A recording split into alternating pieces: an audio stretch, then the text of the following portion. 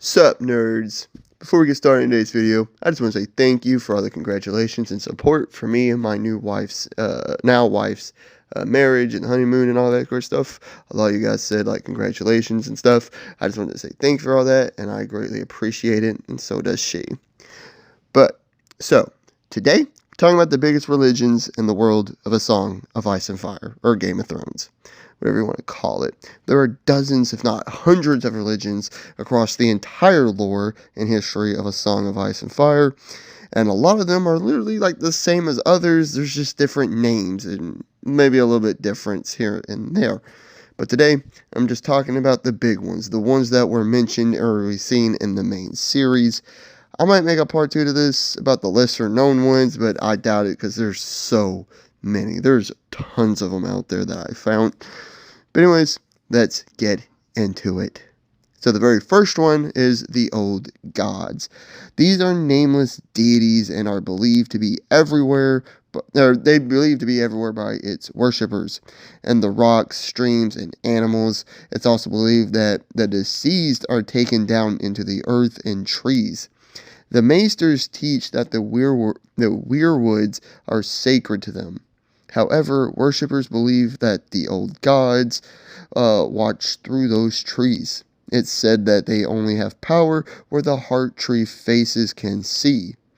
And since most of these trees were destroyed in the southern region of Westeros, the old gods have no power in the south. That's why only the north and the free folk beyond the wall believe in the old gods.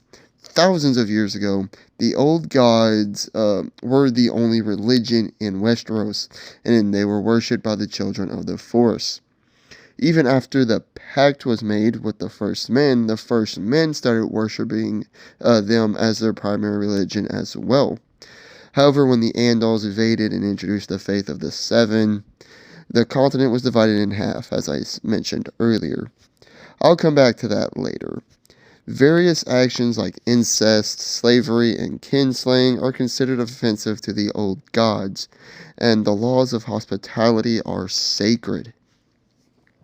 It's said that the sigh of the wind and the rustle of leaves are the old gods responding to prayers, and that no man can lie while praying at a heart tree, because the old gods will know it. Along with prayer, marriages also are done at a heart tree. There are no priests, holy texts, nor songs of worship when it comes to the old gods. It's only folk religion passed from generation to generation.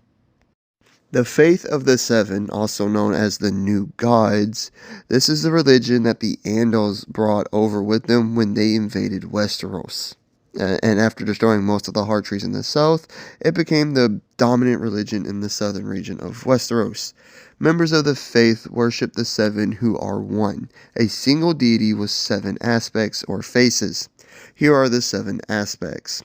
The father, depicted as an old bearded man, is often prayed to defend someone in battle or for justice or for wisdom. The mother, she's the loving and protective aspect and is often prayed to, asking for mercy. The warrior, depicted as a man with a sword, he's typically prayed to for courage, strength to watch over and keep soldiers safe, to bring peace to the souls that were slain, and to give comfort to those left behind. The smith, depicted as a man with a hammer, he's the mender of broken things who puts the world of men to right.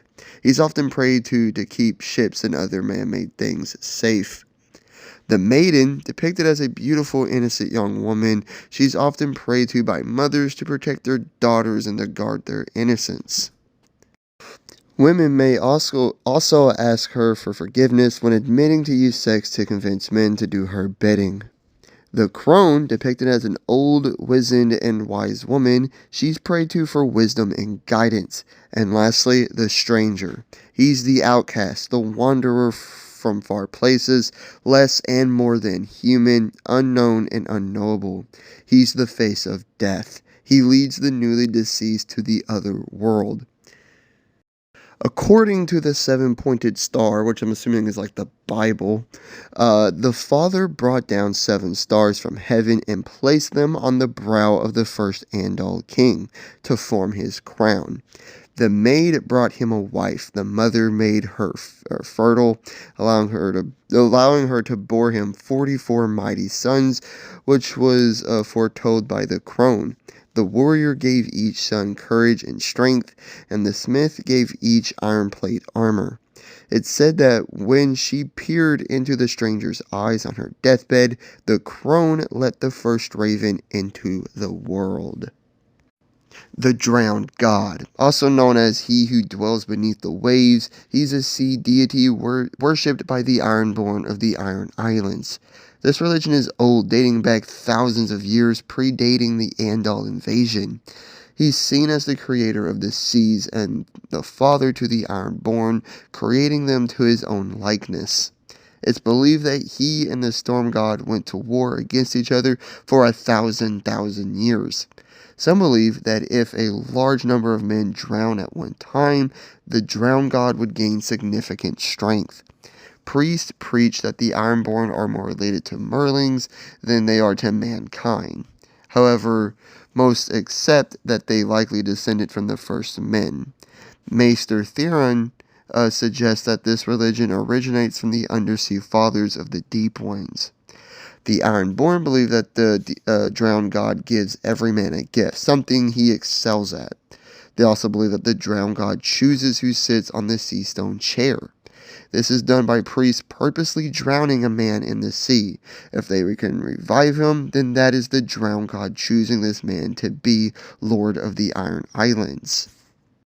R'hllor, also known as the Lord of Light, the Heart of Fire, and the God of Flames and Shadows, is the god of fire, light, and life. This religion is based on a dualistic Manichaean view of the world. The Lord of Light is in an eternal struggle over the fate of the world with its antithesis, the Great Other, the god of ice and death.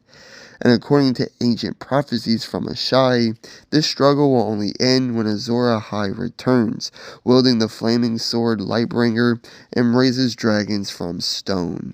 Red Priest sees shadows as creations of the Lord of Light, servants of light and children of fire. Red Priests are taught prayers and spells and are trained to see the Lord of Light's visions and fires. These spells, they do only work if the Lord of Light deems it necessary, like when Melisandre resurrected Jon Snow. It's believed that when someone has died, they ascend to the Hall of Light to sit beside the Lord. A part of the funeral of said dead person involves the last kiss. The priest or priestess will fill their mouth with fire and breathe the flames down the dead dude's throat to his lungs, heart, and soul. I did a video covering the Long Night, which is like the biggest part of the history revolving the Lord of Light, so I won't talk about it here, but it plays like a major role, right? But believers also believe that the Lord of Light made the sun and the stars at the start of all existence as well. Mother Rhoyne. She's the chief goddess of the Rhoynar and is still worshipped by the orphans of the green blood, descendants of the Rhoynar.